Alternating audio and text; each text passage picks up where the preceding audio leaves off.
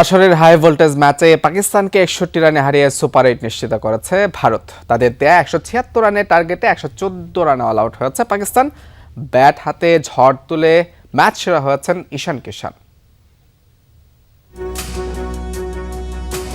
১৭৬ রানের টার্গেট।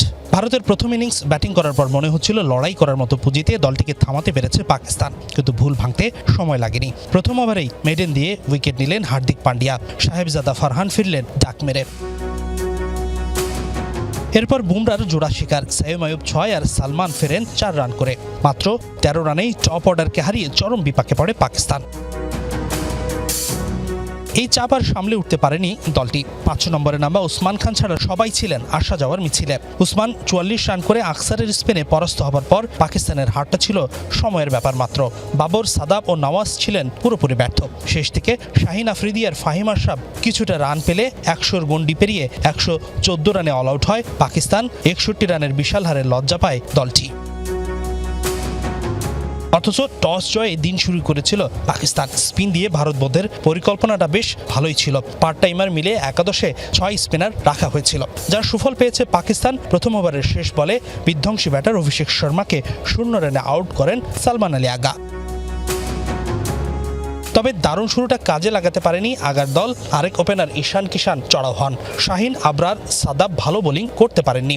২৭ বলে ৭-৪ আর ২ ছক্কায় ৫০ করার পর কিষান ফেরেন সাইম আয়ুবের স্পিনে পরাস্ত হয়ে। তবে এরপর ভালো বোলিং করেছে পাকিস্তানি স্পিনাররা, বিশেষ করে উসমান তারিক, সাইম আয়ুব আর মোহাম্মদ নওয়াজ। তিলক ভার্মা, সূর্যকুমার, হার্দিক পান্ডিয়াদের ফেরান অল্প রানেই। ভারতের স্কোর ১৫০ পেরোয় শিভাম দুবের কল্যাণে। লোয়ার অর্ডারে দুবের ১৭ বলে ২৭ আর রিঙ্কু সিং এর ৪ বলে ১১ রানের ক্যামিওতে ৭ উইকেটে ১৭৫ রানের পুঁজি পায় ভারত। এই রানটাই যথেষ্ট ছিল টি-২০ বিশ্বকাপে পাকিস্তানের সাথে জয়টা ৮-১ ব্যবধানে নিয়ে যাবার জন্য। আরও একটি বিশ্বকাপ ম্যাচ আর ভারতের বিপক্ষে পাকিস্তানের লজ্জার পরাজয়।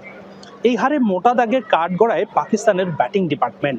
তবে টস জিতে আগে বোলিং করার সিদ্ধান্তটাও কিন্তু বড় ভুল হিসেবে দেখছেন অনেকেই। কেননা কলম্বোর এই প্রেমাদাসায় সবশেষ ম্যাচেই তো আগে ব্যাটিং করে সুবিধা পেয়েছিল জিম্বাবুয়ে, আর দ্বিতীয় ইনিংসে চেস করতে গিয়ে হারের লজ্জায় পড়েছিল মাইটি অস্ট্রেলিয়া। তাই তো পাকিস্তানকে আগে টস জিতে ব্যাটিং করা উচিত ছিল বলছেন অনেকেই। হাসিনুর রহমান, যমুনা স্পোর্টস, কলম্বো, শ্রীলঙ্কা।